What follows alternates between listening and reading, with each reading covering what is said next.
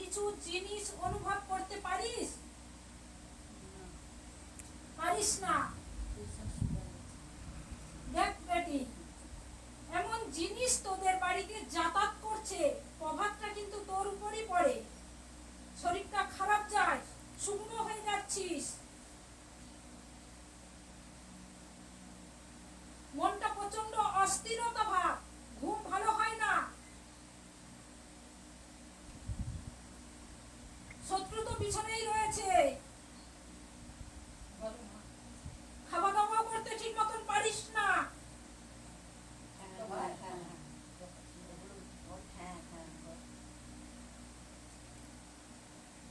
এমন জিনিস যাতায়াত করে, তার প্রভাবে কিন্তু শরীরটা খুবই দুর্বলতা ভাব থাকে, প্রেসার সুগার তো আছে, এবং চিন্তাও করিস, টেনশনেও থাকিস, মৃত ব্যক্তির স্বপ্ন দেখিস।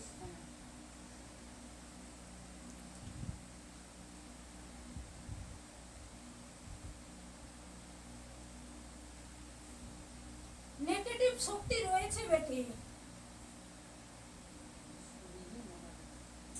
বাড়িতে রয়েছে, যাতায়াত করে, এবং এমন এমন জিনিস রয়েছে তার প্রভাবে পুরো শরীরটা ছেড়ে দেয়, মাঝে মধ্যে মাথাও ঘোরে।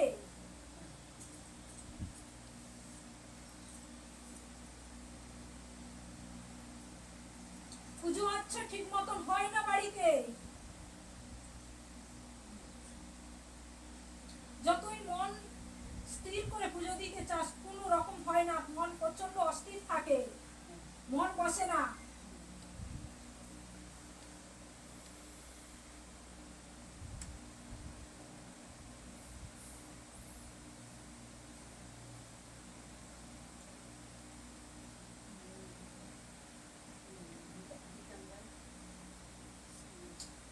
কোনো সাধক এসে বাড়িতে পুজো আচ্ছা এবং কিছু কাজ করা হয়েছিল,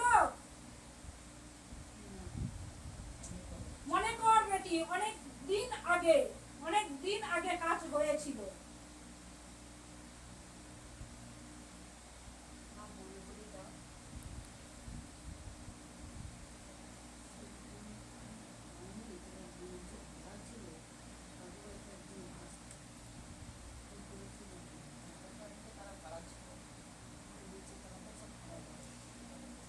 এক সাধক এসে কিন্তু কাজ করা হয়েছে, সেই কাজের পর থেকে তোদের ক্ষয় চলছে, সেরকম উন্নতির পথ কিন্তু সেরকম হয়নি বেটি।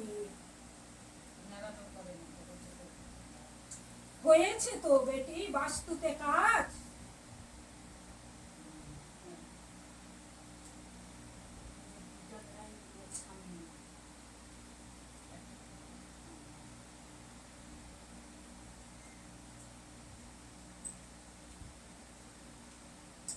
মাকে রেখেছিস বাড়িতে? বল বেটি বল, মুখ বুঝে আছিস কেন? মায়ের তো মানসিকও করে রেখেছিস, বড় করে পূজা দিবি ঢাক ঢোল বাজিয়ে। মা কালী মা,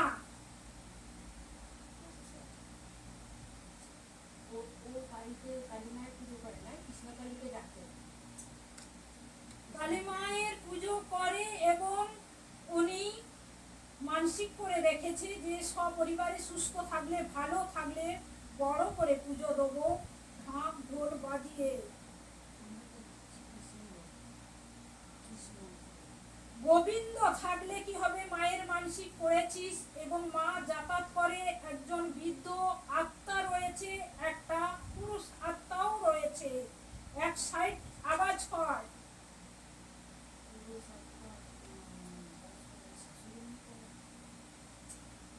বৃদ্ধ রয়েছে, বিধবা।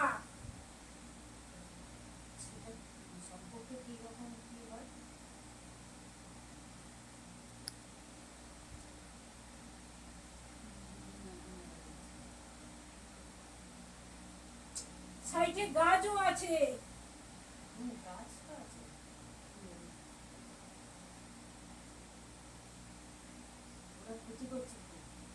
খুবই নেগেটিভ শক্তি রয়েছে বাড়ির মধ্যে বেটা।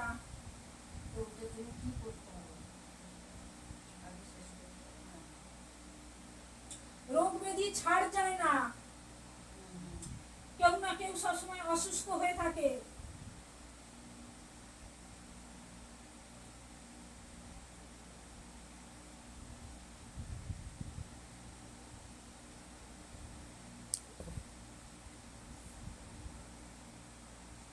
এখন খুব দিন খারাপ যাচ্ছে।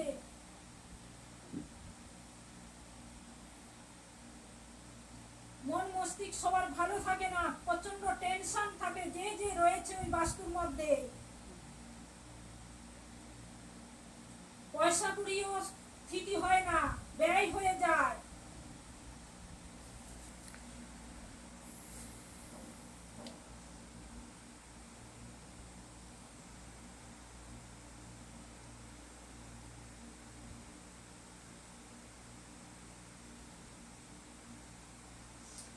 একজন অ্যাক্সিডেন্ট হয়েছিল ওই বাস্তুর কাছাকাছি।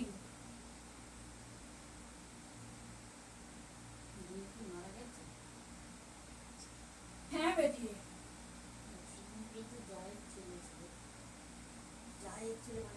ভাসুরের ছেলে নদিয়াতে চুনি পুকুর আছে, ও ডিভোর্স হয়ে গেছে, ও ছেলে নিয়ে চলে গেছে, ওই বেশি রয়েছে, যাতায়াত করছে, কোন ক্ষতি চায়। 18 বছর বয়স, বিশাল বড় সড়ো, লম্বা চওড়া। হ্যাঁ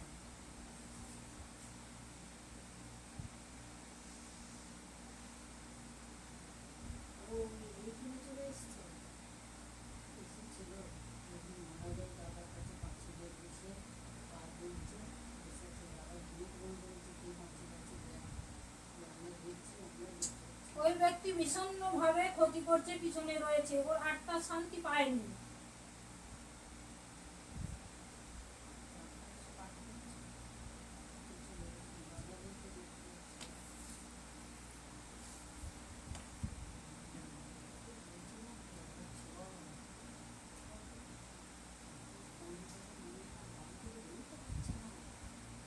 সবসময় যে কোনো কাজে যাবি বাধাতে পড়িস বেটি, বাধা বিঘ্ন সবসময় ঘিরে থাকে।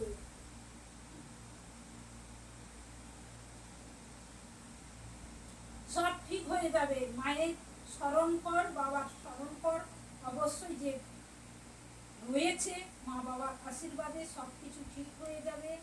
যে নেগেটিভ শক্তি আছে সে পুরো সবসময় বাস্তুটা ঘিরে রেখেছে, রোগ ব্যাধি সৃষ্টি করছে। বিকল্প যোগাযোগ ওর সঙ্গে আরো 2-3 ব্যক্তি রয়েছে, আসা যাওয়া করছে, কখনো পড়ে যাওয়ার যোগ তৈরি করছে, কখনো বড় বড় রোগের সৃষ্টি হচ্ছে, রোগ যে হয়ে মারা গেছে সে রোগের